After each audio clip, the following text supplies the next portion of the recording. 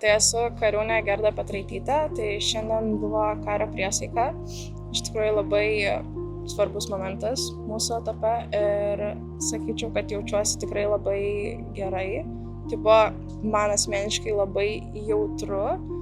Nemeluosiu, net stovėjau momentų susigraudinusi, nes tiesiog jaučiau, kad vis tik tikrai einu teisingu keliu ir labai daug reiškia tai, kas čia šiandien vyko.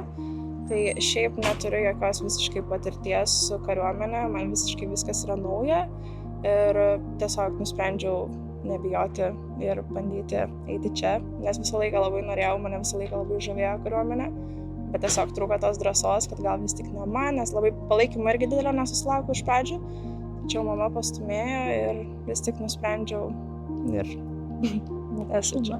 Taip, sakyčiau, kad visai sunkoka buvo pati pradžia, nes vis tiek visiškai kitokia kasdienybė, visiškai viskas nauja, emocinis nuovargis tikrai labai didelis, nes vis tiek reikia apsiprasti. Mes asmeniškai savo būryje labai džiaugiamės savo visais instruktoriais, tikrai manome, kad labai pasisekė.